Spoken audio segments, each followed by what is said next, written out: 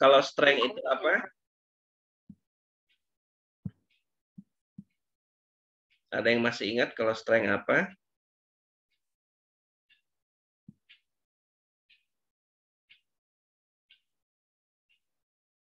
Kalau power apa? Kekuatan izin Pak. Ya, Kekuatan daya kontrak otot dalam satu waktu Pak. Kayak daya ledak otot gitu Pak. daya ledak otot. Yang mana tuh yang daya ledak?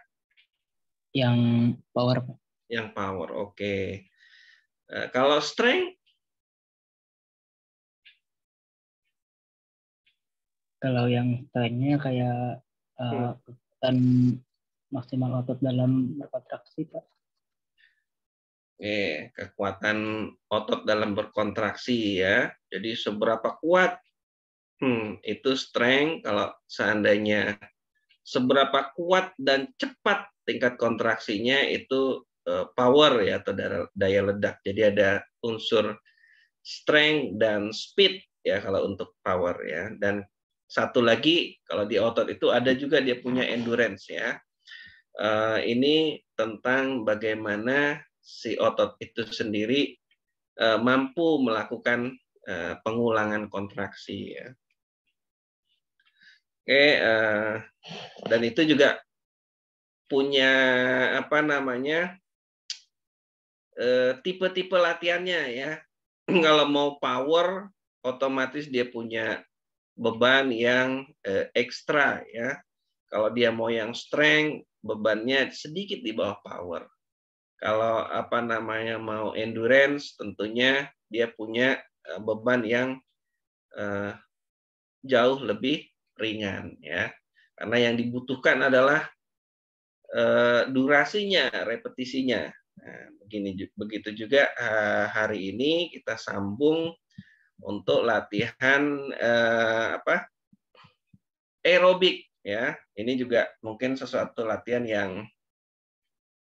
yang sudah familiar lah mungkin dengan kalian. Ibaratnya latihan ini latihan yang memang dari mulai kita kecil dulu juga ada apa namanya senam kesegaran jasmani ya, macam-macam banyak nih senam aerobik ya. Atau bahkan Car Free Day ya kita kenal dengan apa namanya aktivitas-aktivitas fisik berupa apa latihan Car Free Day dalam apa hari bebas kendaraan bermotor di suatu wilayah, akhirnya banyak orang itu di situ jalan kaki, jogging, bersepeda. Nah, ini model-model latihan aerobik ya. Sebetulnya bentuk latihan-latihan itu kita sudah apa namanya familiar ya, baik itu latihan strength, power, endurance, ya itu kita udah familiar ya dari dulu udah kita lakukan. Cuma mungkin yang namanya spesifik bertujuan ini yang belum banyak kita lakukan ya, artinya cuma latihan-latihan yang sifatnya insidental dan tidak terprogram ya. Giliran libur, yuk Car Free Day, ya jalan lakukan ya, seminggu sekali. Mungkin juga nggak setiap minggu gitu, nggak setiap pekan. Nah, ini bentuk latihan aerobik juga sebetulnya. Atau muter-muter di mall, muter aja. Nggak ada yang dibeli, ini juga latihan aerobik juga. Nah, tentunya target-target latihan aerobik itu yang sesuai dengan judulnya ya. Aerobik itu latihan di mana fokus pada aero ya atau penyediaan oksigen ya atau konsumsi oksigen yang menjadi patokan dari kemampuan hasil dari latihan aerobik itu sendiri ya. Jadi apa namanya, mungkin sedikit berbeda dengan latihan strength dan power ya.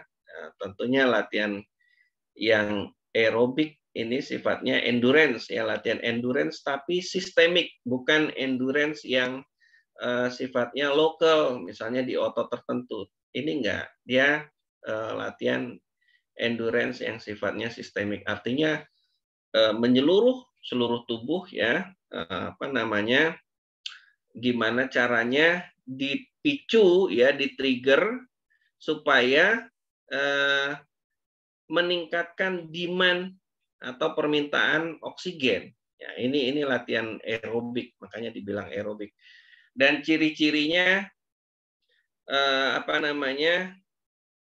gerakannya itu melibatkan mungkin hampir seluruh otot-otot besar yang ada di tubuh kita ya, terus juga gerakannya secara ritmik ya, tidak dengan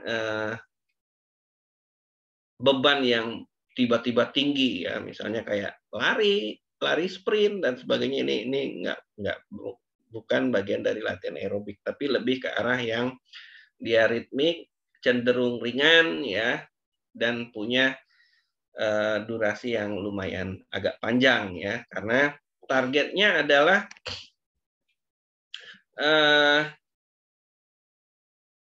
meningkatnya demand oksigen ya, otomatis nanti sistem organ di tubuh kita yang prime yang akan menyediakan oksigen tentunya sistem respirasi, sistem kardiovaskuler, dan darah ya, darah itu sendiri.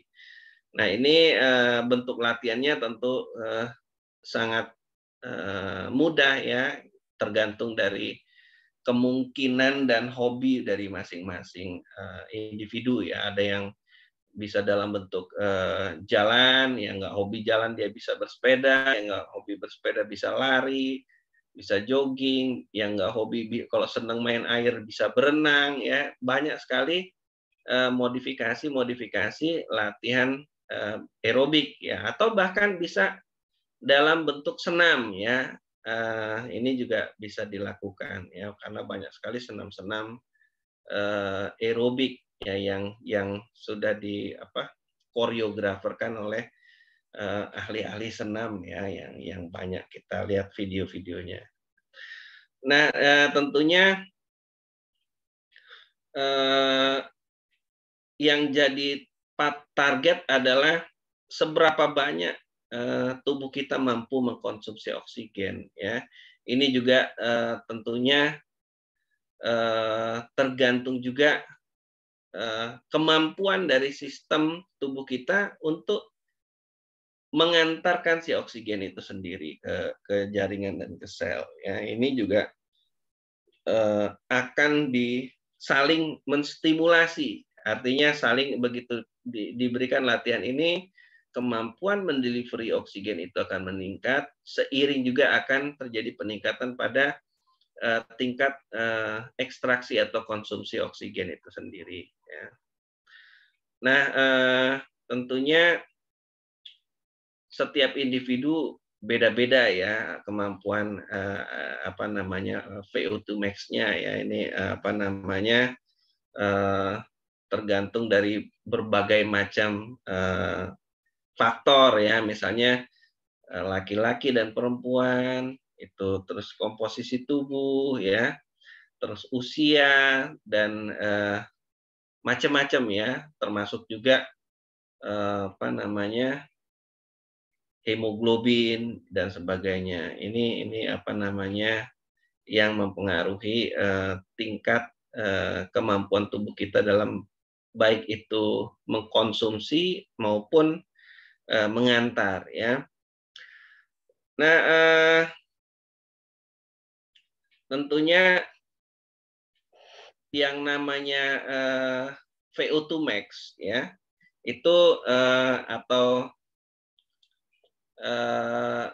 aerobic endurance itu sangat dibutuhkan ya bagi kita kehidupan sehari-hari ya. Jadi contoh kasusnya pada kondisi orang dengan kelainan sistem kardiovaskuler atau respirasi itu akan terjadi penurunan kemampuan dari pengantaran oksigen ya ke jaringan atau sel ya. Misalnya apakah dia ada gangguan dalam pemompaan darah ya sehingga kardiak outputnya turun, atau mungkin masalah pertukaran gas yang kurang bagus ya pada gangguan-gangguan sistem respirasi, mungkin ada obstruksi jalan nafas dan sebagainya sehingga mengganggu pertukaran gas. Ini juga sangat mengganggu proses pengiriman oksigen ya atau delivery oksigen di tubuh kita ya. Ini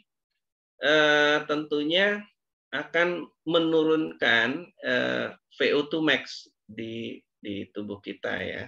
Tentunya kita dah paham ya gimana ada beberapa metabolisme ya menghasilkan energi ya. Tubuh kita sendiri ini membutuhkan energi dalam bentuk ATP ya, itu secara langkah secara aerobik maupun anaerobik. Tentunya ketika suplai oksigen itu berkurang ya, artinya tidak memenuhi kebutuhan dari metabolisme energi secara aerobik, maka akan dipenuhi dengan cara anaerobik. Tentunya hal ini relatif kurang menguntungkan ya untuk tubuh kita ya, karena metabolisme anaerobik ini ada satu hal yang kurang bagus, yaitu satu, dia produksi energinya tidak sebanyak secara aerobik. Yang kedua, hasil reaksi metabolisme energinya itu berupa asam laktat yang bisa mempengaruhi lingkungan di mana terjadinya metabolisme tersebut ya, bisa merusak jaringan atau sel di sekitar situ bila terjadi penurunan pH yang di luar batas toleransi tubuh. Ini ditandai dengan adanya rasa-rasa kurang nyaman ya di tubuh ya, mungkin pegel, terus nyeri dan sebagainya. Dan bila terjadi secara kronis ya, artinya terjadi anaerobik berkepanjangan, ini mungkin juga bisa mengakibatkan kerusakan dari berbagai jaringan di tubuh ya, atau multi organ yang terjadi kerusakan. Tapi tentunya ini tidak dalam waktu yang cepat ya, artinya proses ini proses panjang. Tapi ya bisa potensi ke arah sana. Pak, mohon maaf. Ya. Ini slide-nya emang nggak jalan ya, Pak? Oh, nggak jalan? Enggak, Pak. Oh, Bapak nggak ini deh, nggak slideshow ya? Iya, baik, Pak. Oke. Ya udah, nanti kasih tahu ya kalau misalnya ada nggak jalan atau misalnya suaranya putus-putus atau nggak kedengeran, nanti kasih tahu kayak tadi langsung ya. Nah, tentu ada prinsip latihan ya, kalian dah paham lah, harus ada sesuatu yang sifatnya lebih ya daripada apa yang biasa kita lakukan sehari-hari. Nah, ini juga tentunya karena latihannya itu untuk bagaimana tubuh kita bisa terfasilitasi untuk mengekstrak dan mendelivery oksigen itu secara baik, tentunya latihannya ke arah situ ya, gimana caranya men-trigger demand oksigen di tubuh kita ya. Ada beban nih, pengelompokan beban ya, dalam beraktivitas ya, ini kita dalam aktivitas sehari-hari ya, bisa termasuk ringan, sedang, berat, yaitu kisaran-kisaran ini ya. Ini estimasi ya, boleh sebagai patokan ya.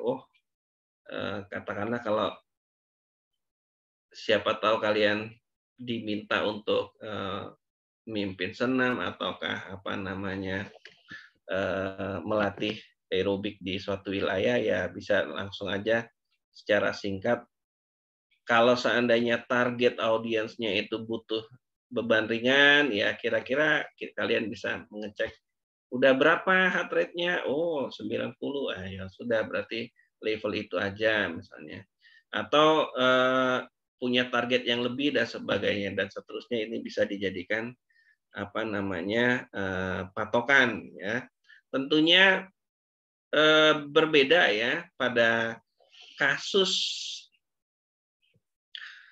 impairment pada sistem kardiovaskuler dan respirasi. Ini juga kita nggak bisa katakanlah menggunakan hitungan-hitungan yang sifatnya umum ya, misalnya HR max yang bersangkutan 220 kurang umur, nah berarti sekitar 80% yang langsung, ya ini nggak bisa langsung seperti itu. Kalau pada kasus-kasus tertentu kita harus lebih apa namanya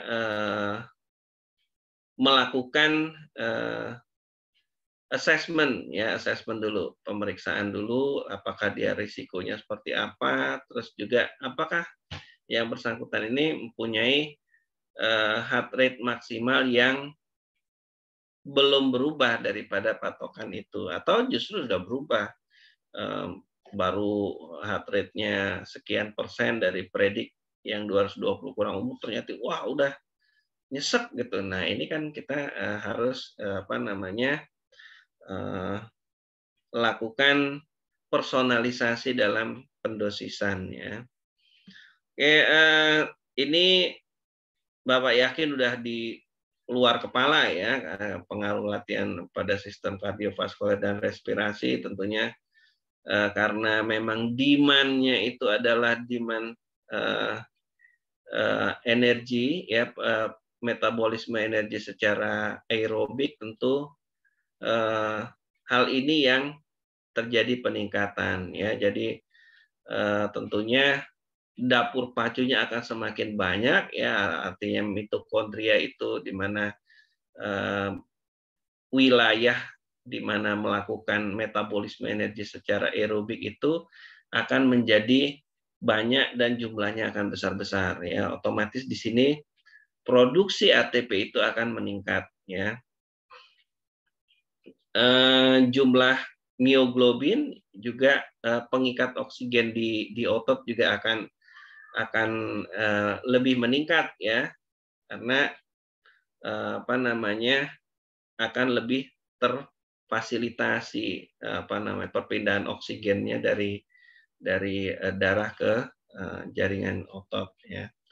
Tentunya juga apa namanya penggunaan energi dengan base lemak lipid itu juga akan lebih meningkat ya daripada menggunakan pemecahan glikogen ya. Ini sebetulnya suatu yang profit ya, profit dua ya. Yang satu otomatis komposisi tubuh juga jauh lebih menormal, yang kedua apa namanya lebih hemat glikogen ya.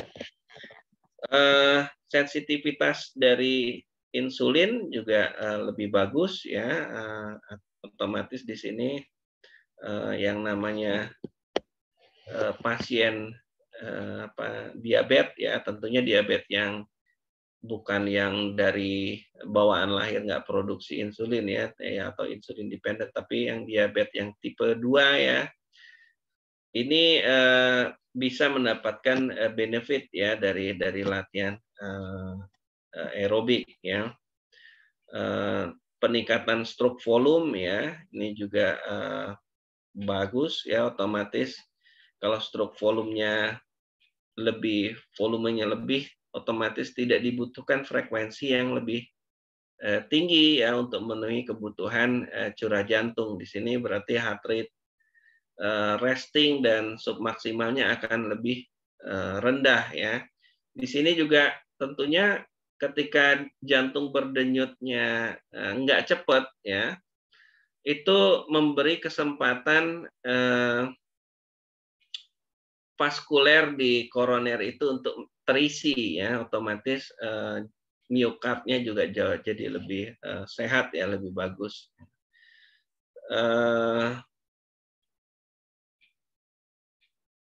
Nah, pembuluh darah juga akan lebih elastis ya, ini juga karena ada pada saat latihan aerobik itu akan terjadi pelepasan NO ya, ini juga salah satunya baik untuk vasodilator pembuluh darah, dan dia baik untuk menjaga elastisitas endotel ya, atau pembuluh darah yang bagian dalam ya.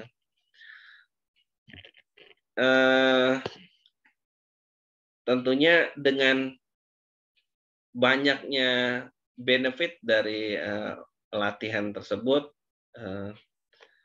bagus sekali ya untuk dilakukan secara rutin sebetulnya. Nah, ini cuma ada beberapa hal yang mungkin menghalangi kita melakukan latihan yang sifatnya aerobik secara rutin, mungkin 5 huruf ya, malas ya. Oke,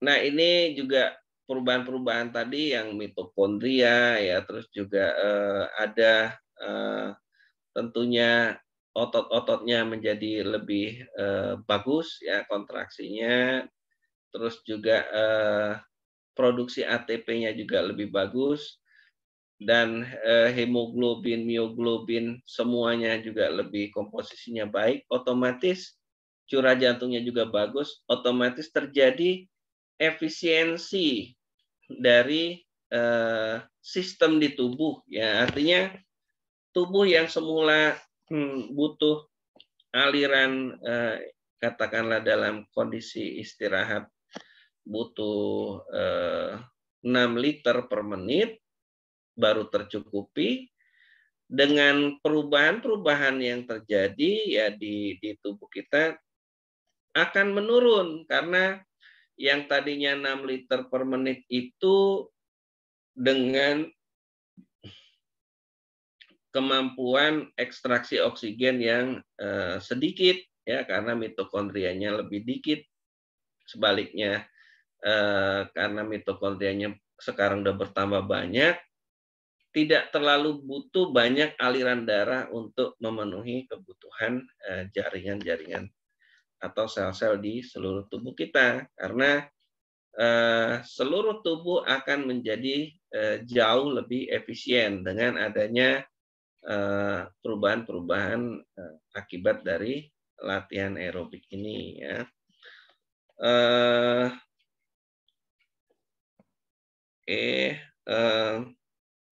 Nah, ini sebelum kita memberikan latihan ya, kita tentunya harus punya program ya, punya target ya, dan ini harus individual sifatnya. Artinya boleh nggak kita melatih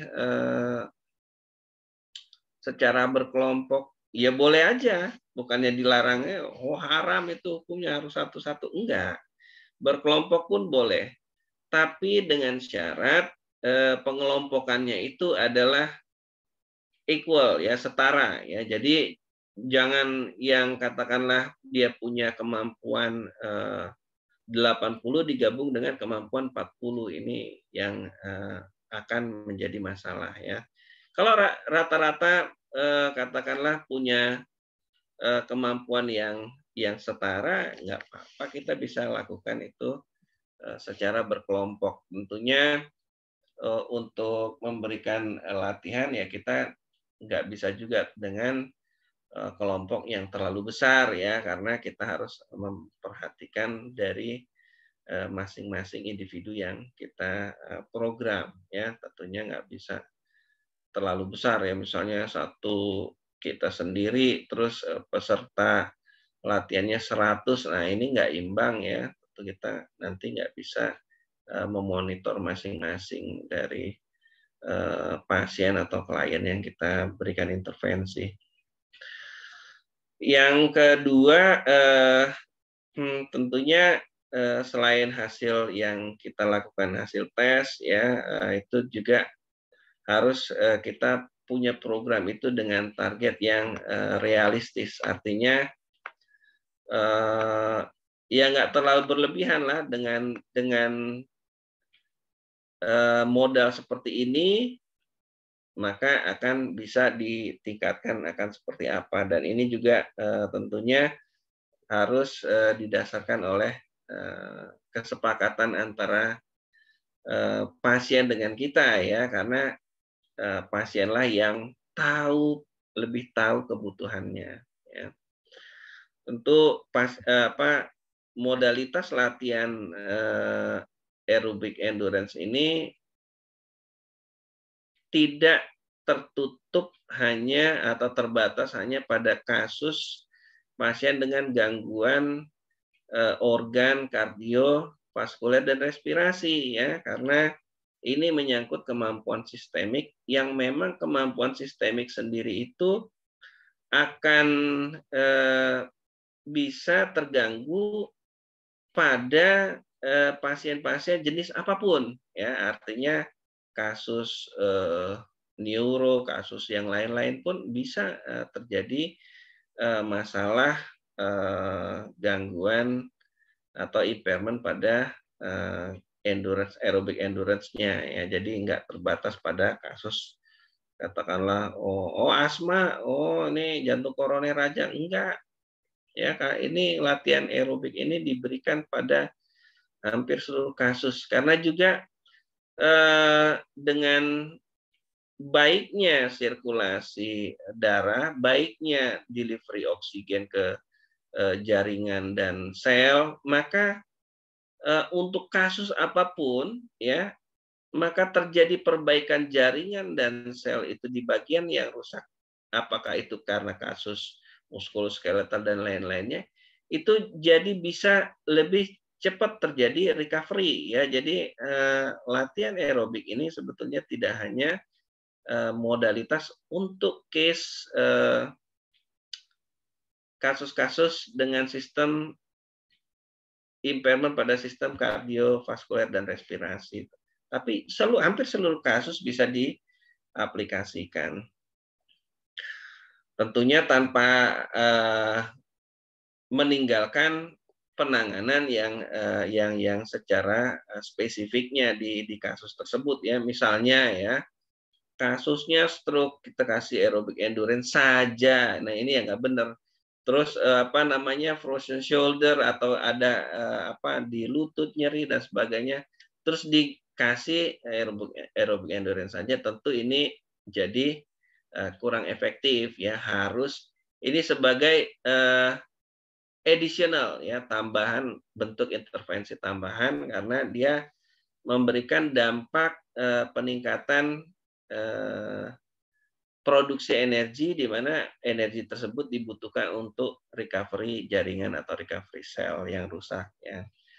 Tapi tidak terus jadi berarti semua kasus bisa dikasih latihan aerobik saja, enggak, ya.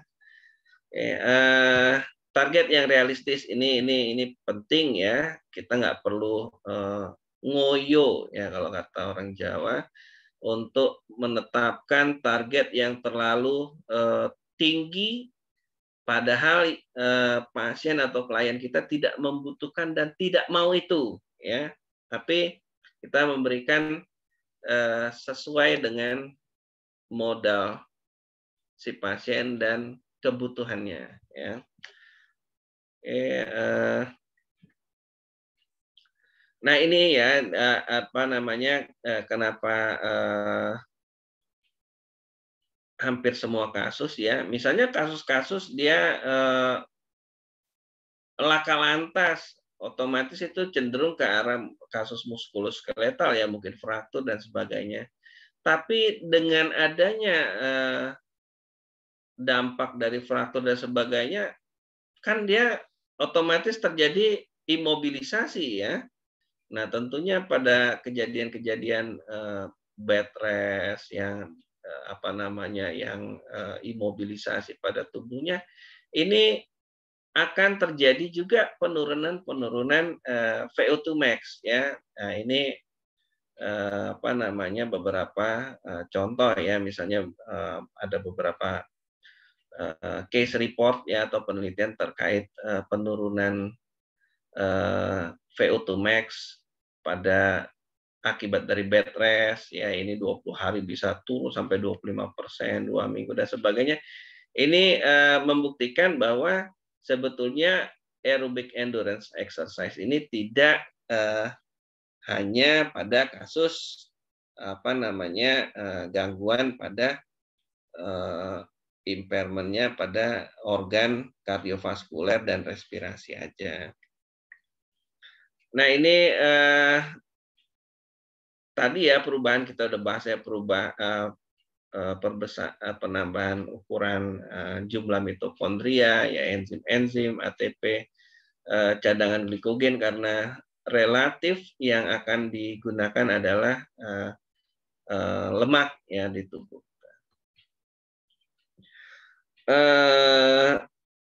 Ini kayaknya tadi di atas sudah ada ya. Oke.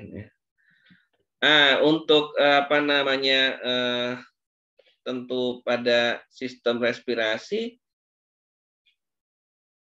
pada saat kita latihan itu terjadi demand oksigen yang lebih meningkat, tentu ini pada sistem respirasi juga dia akan meningkatkan ventilasinya ya, artinya hirup nafas, buang nafasnya ini jadi lebih kuat dan dalam ya. Artinya akan terjadi perubahan juga dalam volume pernafasannya. Akan terjadi perubahan pula di otot-otot pernafasannya, pola nafasnya dan sebagainya. Otomatis terjadi efisiensi juga pada sistem respirasi. Makanya tubuh kita akan jauh lebih fit ya ketika kita melakukan latihan aerobic endurance ya. Di sini respirasi rate-nya akan turun ya, tidal volume akan meningkat, otomatis kalau tidal volume-nya meningkat, tidal volume itu kalau kita bisa analogikan kalau di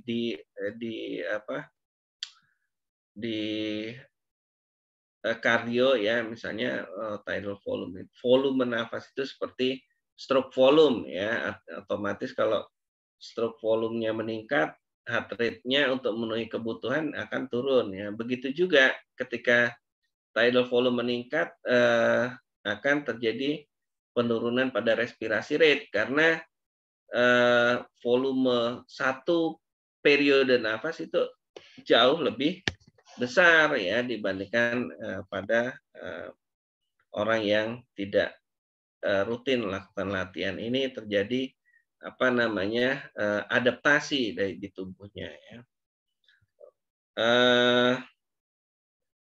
Dan ada faktor-faktor lain ya. Ini ketika kita melakukan aktivitas fisik dengan batas waktu tertentu, maka tubuh kita akan memproduksi zat-zat yang serupa dengan narkotik ya. Apa gampangnya itu morfin yang diproduksi secara alami oleh tubuh atau endorfin ya. Nah ini tentunya dengan produksi endorfin ini maka akan terjadi rasa yang apa ya, yang rasa senang ya, rasa senang. Terus juga kalau ada seandainya ada apa namanya kecemasan, anxiety dan sebagainya, tentu akan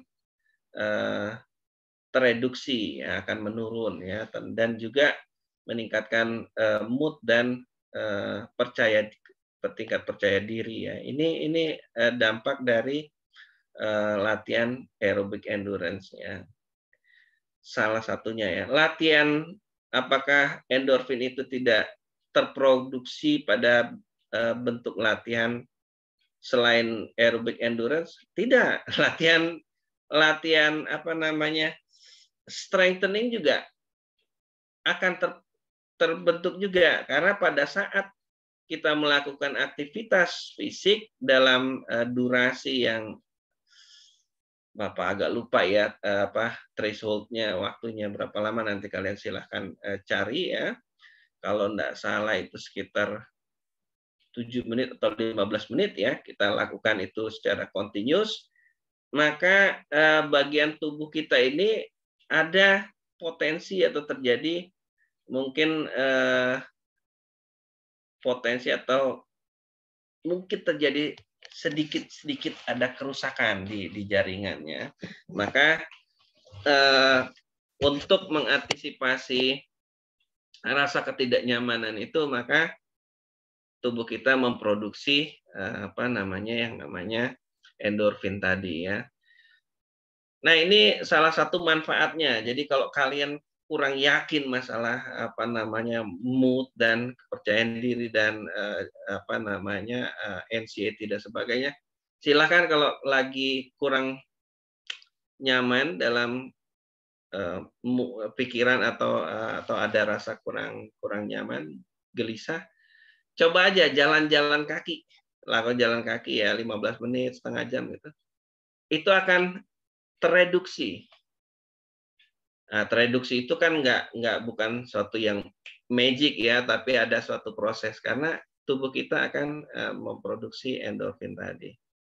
Oke, VO2 max itu juga bisa ada beberapa faktor yang mempengaruhi ya dari efek latihan itu sendiri ya. Tentunya dari individu itu sendiri, artinya mungkin individu tersebut punya komposisi tubuh yang seperti apa, adakah penyakit bawaan dan sebagainya ya. Lalu intensitas latihan ini juga mempengaruhi ya, tentunya dengan intensitas yang lebih tinggi potensi terjadi adaptasi itu lebih besar ya.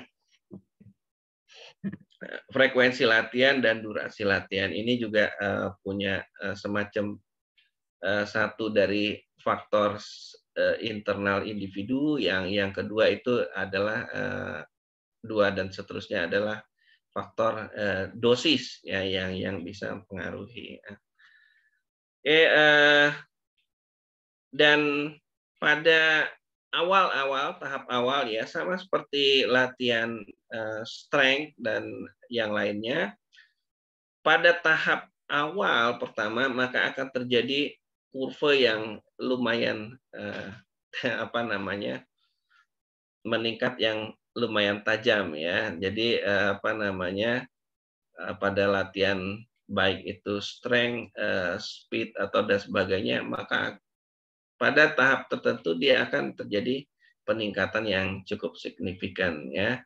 Dan manusia tentunya bukan makhluk yang unlimited ya, karena memang punya batasannya. Jadi setelah tinggi capai peaknya kita latihan itu mungkin akan jalan di tempat atau perubahannya akan tidak sesignifikan di awal-awal kita latihan ya. Intensitas latihan bisa dihitung berdasarkan jumlah kalori yang digunakan atau jumlah watt beban ya, atau jumlah produksi laktat ya. Ini juga tentunya metabolisme energi itu tidak bisa murni secara aerobik dan murni secara anaerobik, pasti mix dari itu. Nah, ketika beban itu semakin berat, maka akan kemampuan delivery oksigen ini kesalip dengan tingkat konsumsinya. Nah, otomatis ketika demand oksigen lebih tinggi, maka sebagian akan di-replace secara anaerobik. Nah, pada saat ini terjadilah produksi laktat ya. Ini juga bisa diukur, misalnya ini beban dengan sampai laktat komposisinya sekian ya. atau dengan heart rate, atau dengan METS ya, atau dengan apa namanya board scale juga bisa ya. Oke, nah ini latihan itu pada seluruh bentuk latihan kita harus melengkapi dengan 3 tahapan ya, latihan pemanasan ya, terus latihan inti dan pendinginan ya. Tentunya semua ini ada tujuannya ya, jangan sampai juga nanti latihan pemanasan kebablasan ya, terlalu panas ya. Pemanasannya berapa lama pemanasan? Setengah jam, ini ya nggak benar ya. Pemanasan itu tujuannya memberikan orientasi ya pada tubuh kita, baik orientasi itu secara lihat gerakan, tapi juga pada insight ya, di dalam tubuh kita juga butuh diorientasi. Oh, ini dikenakan akan teregang, akan ini, sehingga tubuh kita lebih siap ya. Misalnya curah jantungnya mulai ditingkatkan dan sebagainya. Ini temperatur dari jaringan lunak itu juga mulai ditingkatkan dan sebagainya, supaya tidak terjadi risiko cedera dan sebagainya ya. Nah, ini pemanasan juga jangan terlalu lama ya, karena sifatnya supaya tubuh kita ini ya siaplah untuk menerima beban yang lebih berat daripada yang biasa kita lakukan aktivitas sehari-hari ya. Oke, tentu bisa bentuknya peregangan, jalan-jalan di tempat lah, sedikit-sedikit aja. Nah, ini berikut kita ada latihan inti ya. Tentunya latihan inti ini apapun bentuknya ya, bisa dia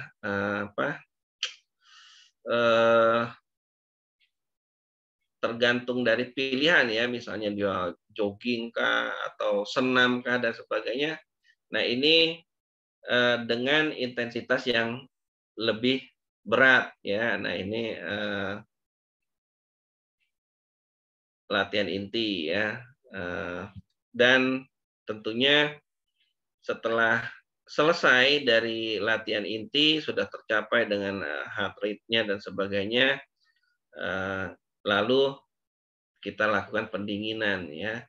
Pendinginan ini juga penting ya, terutama pada kasus-kasus kelainan kardiovaskuler, khususnya kalau seandainya tidak dilakukan pendinginan. Ini kadang-kadang sering terjadi yang namanya aritmia ya, terjadi irregular dari atau ketidakteraturan dari denyut jantung ya. Ini pendinginan ini sangat penting supaya tubuh kita itu berangsur-angsur menemukan titik di mana posisi basal ya. Jadi nggak dia mendadak. Ini dengan cara menurunkan intensitas dari latihan tadi. Kalau tadinya jogging kenceng, mulai pelan-pelan, lari-lari di tempat, jalan-jalan di tempat, terus peregangan, latihan nafas dan sebagainya, selesai, berhenti. Nah, ini terutama untuk menghindari terjadinya aritmia ya. Kadang-kadang juga ada juga kejadian pada kasus-kasus gangguan kardiovaskuler ya, misalnya pada penyakit jantung koroner atau penyakit gangguan konduksi, terjadi aritmia dan meninggal ya. Ini risiko ya. Oke, ini ada beberapa istilah ya. Heart rate threshold ini kalau mau pemanasan itu paling enggak meningkat 6% ya. Training zone itu 50-85% ya, karena ada beberapa riset yang menyatakan dengan target heart rate di atas 85% ya, tapi efektivitasnya itu sama aja. Artinya dengan effort, katakanlah dosis yang lebih tinggi, tapi hasilnya ya segitu-gitu aja. Setelah 85% ini tidak terjadi peningkatan yang bermakna. Artinya untuk heart rate training zone itu ya memang di batas 85%. Nah, ini durasinya yang efektif ya 30-60 menit. Boleh nggak Pak 3 jam, 4 jam? Ya silakan aja, tapi ya bukan yang didapat itu ya bukan sehat ya, tapi nanti justru banyak hal-hal yang kurang bagusnya ya.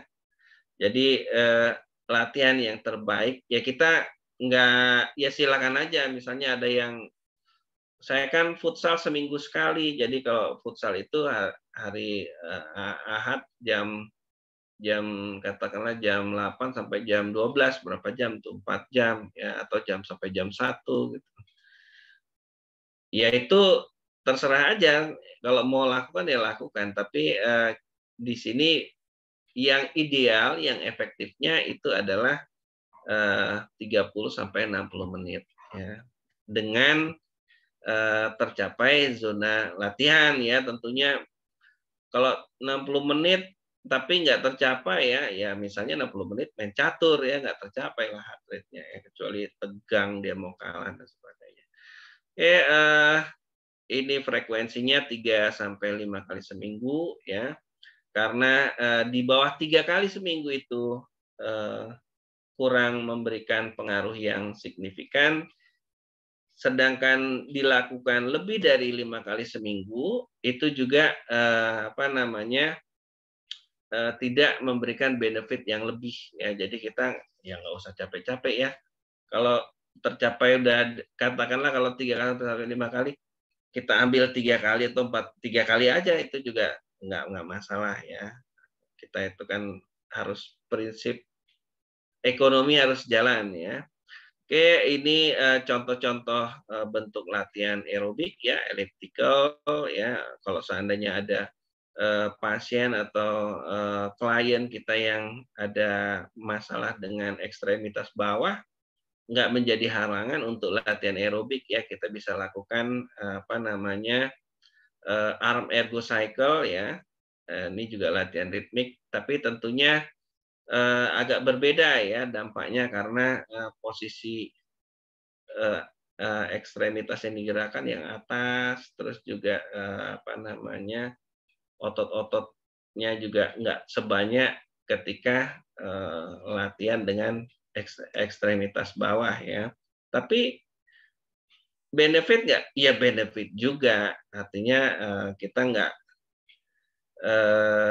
bisa segala model ya kita kembangkan ya. Jadi wah ini nggak bisa pakai sepeda, nggak bisa jalan kaki karena ada masalah di ekstremitas bawah. Ya bisa digunakan tangannya ya, ekstremitas atas. Ini ergo cycle ya, treadmill, cukup sekian. Bisa juga jalan kaki ya, bisa juga senam-senam. Oke, itu singkat ya, pengantar diskusi kita untuk masalah latihan aerobic endurance. Bapak yakin secara teoritisnya udah paham semua ya. Tinggal gimana kita melaksanakannya. Oke, ada pertanyaan atau ilmu-ilmu baru yang mau disampaikan, boleh-boleh aja. Kita sifatnya sharing aja, nggak masalah. Silakan. Interupsi Pak. Iya. Ya Pak, sebelumnya perkenalkan, nama saya Mila Amalia, izin bertanya Pak. Iya. Kalau biasanya kan dulu kalau habis olahraga gitu kan kayak jogging gitu kan kakinya katanya disuruh lurusin, kalau enggak tuh nanti apa namanya tuh varises atau apa gitu kan Kak. Nah itu tuh sebenarnya tuh yang terjadi setelah kita jogging itu kakinya tuh kok bisa sampai varises kalau misalkan kita nggak ngelunjurin kaki gitu Kak. Oke. Ya, itu pertanyaan bagus ya, dan memang sekarang kayaknya nggak banyak yang cerewet ya. Kalau dulu orang tua kita cerewet, itu habis lari nggak boleh ditekuk ya, kakinya lurusin. Ini memang apa namanya bukan harus terjadi varises, tapi akan meningkatkan risiko terjadi varises.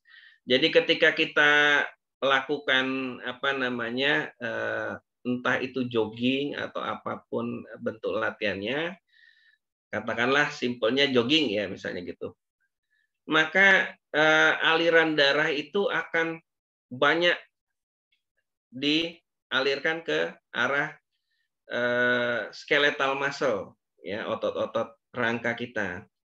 Tentunya di sini vaskuler baik itu arteri dan vena itu akan deras ya, apa istilahnya kalau deras, akan banyak ya aliran yang terjadi di baik itu di arteri maupun atau vena di skeletal muscle kita.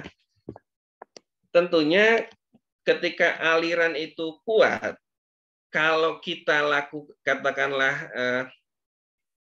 dilakukan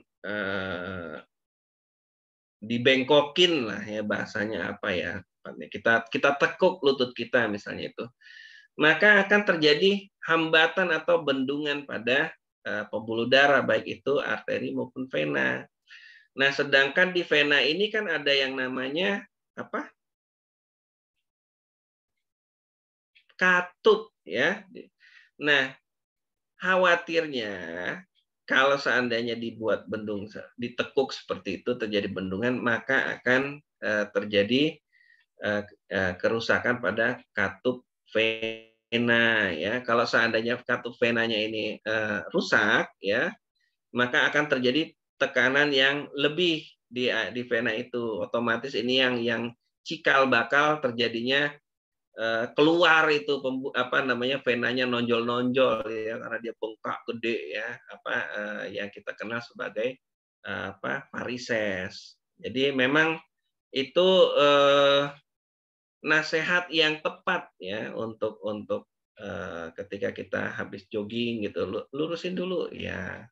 Karena pada saat awal-awal setelah kita selesai, aliran darah itu nggak serta-merta begitu berhenti terus langsung kecil lagi, enggak, masih deras dia.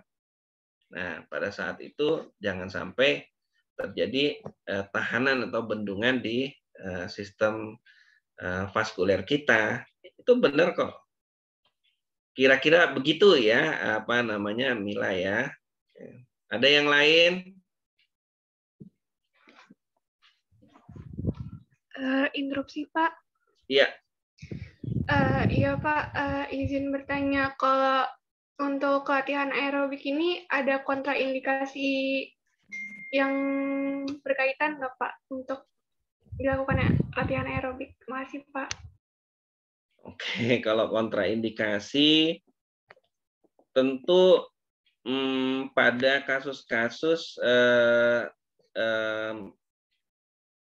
kardiovaskuler ya, misalnya unstable angina pectoris ya, apa nyeri dada pada sakit jantung koroner yang tidak stabil ya. Ini tentu kontraindikasi ya.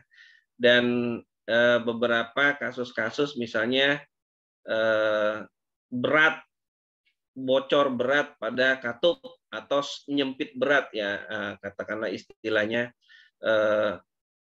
stenosis severe atau regurgitasi severe pada katup jantung, ini yang mengakibatkan penurunan curah jantung yang drastis. Ini juga kontraindikasi ya. Jadi nggak semua kasus itu boleh dilakukan latihan aerobik ya. Tapi pada kebanyakan kasus ya itu boleh dilakukan ya. Tentunya kita bisa melihat juga pada kasus-kasus tentunya kalau misalnya yang kontraindikasi ke arah lain, misalnya fraktur, terus dia frakturnya baru, ya ini kan kita harus imobilisasi ya, yang bagian fraktur. Ya ini tentu aja jadi terikut kontraindikasi. Ya, misalnya kalau memang posisi frakturnya itu menghalangi gerak dari latihan aerobiknya ya. Kayak tadi misalnya kalau frakturnya di kaki terus dia ergo cycle ya nggak masalah.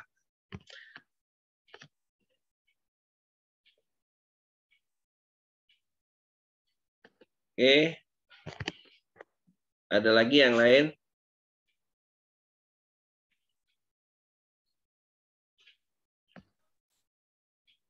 Interupsi, Pak. Iya.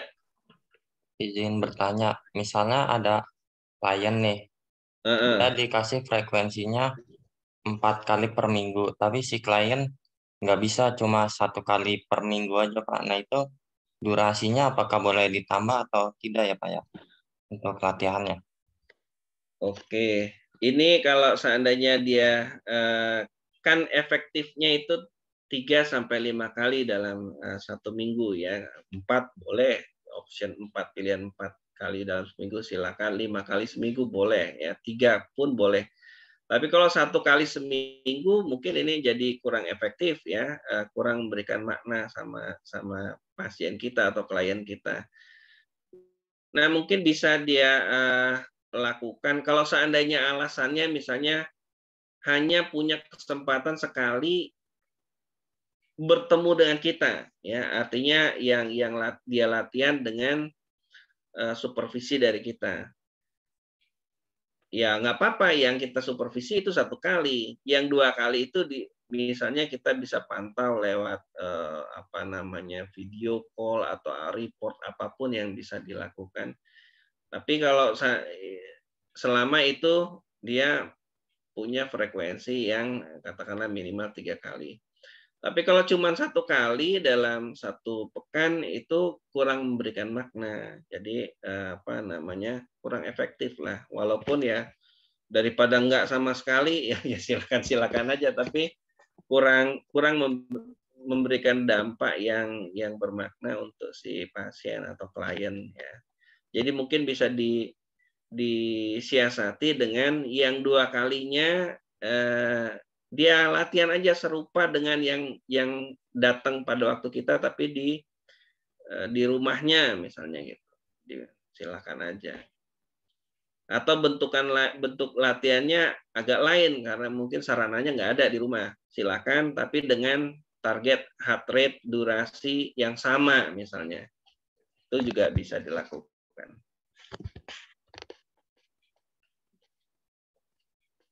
Baik, Pak. Terima kasih. Iya, sama-sama.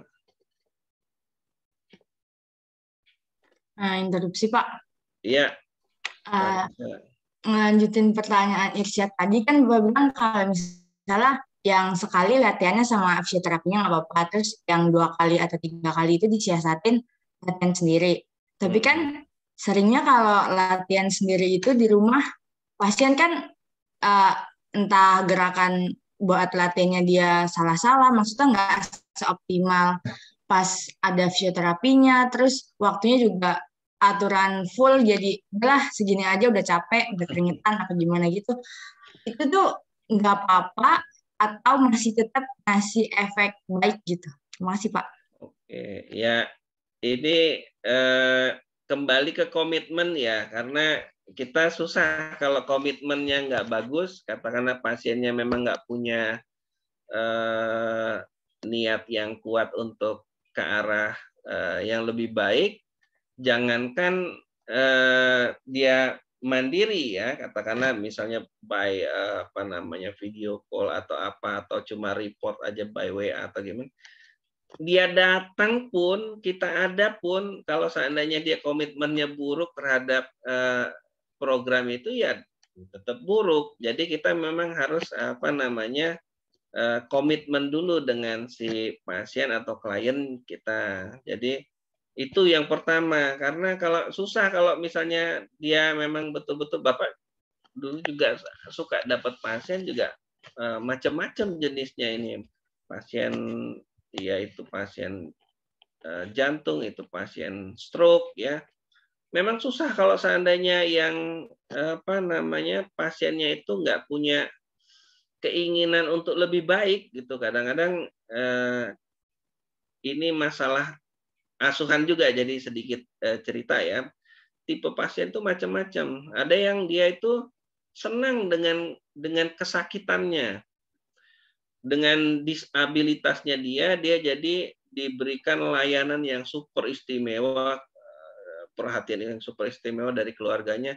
Nah itu dia merasa itu suatu bentuk reward yang menyenangkan gitu. Akhirnya memang dia nggak mau mandiri. Nah ini susah sekali kalau yang dapat pasien yang kayak gini. Jadi memang kita harus edukasi pasiennya, walaupun itu nggak mudah ya. Jadi memang ada takdirnya pasien memang mau dirujuk ke psikiater, psikolog, memang udah begitu tabiatnya. Ada yang begitu. Ya itu memang kita nggak bisa nggak bisa menghindar ya. Kita tinggal usaha aja katakanlah. Tapi ya memang nggak bisa kita maksa ya. Artinya kalau yang memang gimana yang 2 kali itu kan nggak terkontrol, nanti dia asal-asalan, dia bilang dia bohongin kita, padahal tidur bilang latihan. Nah, ya sudah, kalau itu berarti dia memang nggak punya komitmen yang bagus untuk perbaikan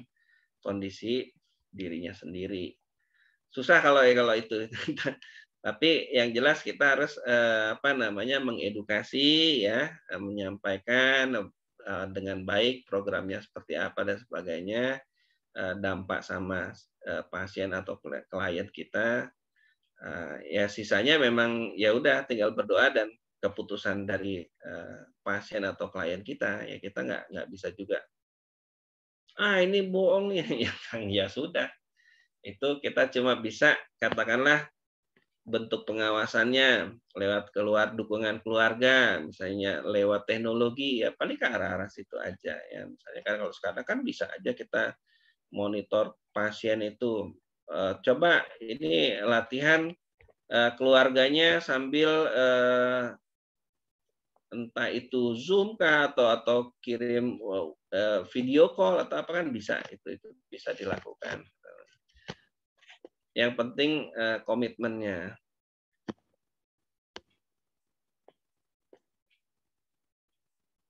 Kira-kira gitu ya, saya. Walaupun kalau ketemu pasien yang dari dirinya nggak mau membaik, karena mungkin dia merasa senang dengan disabilitasnya jadi full service dari keluarganya, ya itu memang itu suatu tantangan tersendiri. Iya Pak, terima kasih Pak. Ya, sama-sama.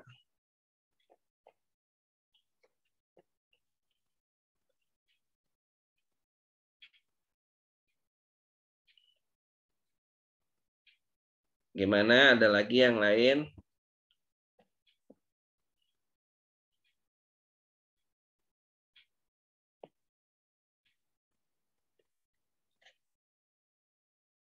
Oke, kayaknya udah panjang, Bapak tunggu nggak ada komentarnya, berarti kita selesaikan ya diskusi kita malam ini.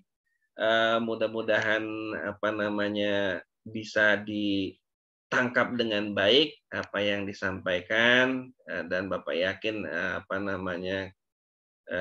kalian udah sangat memahami ya tentang bentuk-bentuk latihan, karena pada prinsipnya latihan-latihan ini juga kan sudah kita lakukan ya, apakah itu lari-lari, jogging, atau latihan penguatan, gelantungan dan sebagainya, itu kita dari kecil sebetulnya udah latihan, baik itu strength, speed maupun endurance ataupun aerobic endurance. Ini udah biasa kita lakukan. Tinggal penerapannya dalam bentuk yang terstruktur, terprogram dengan baik.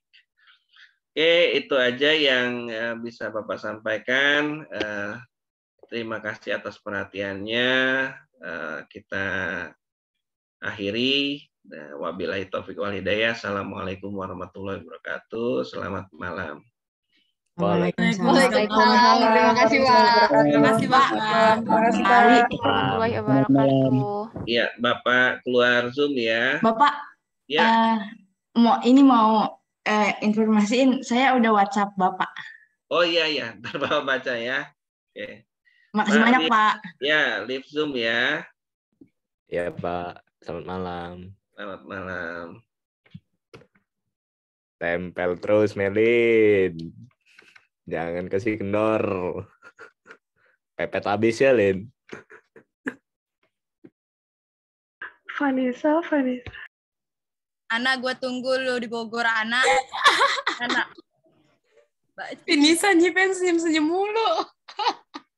Ana, udah habis belum nasi goreng lu? Adu mekanik.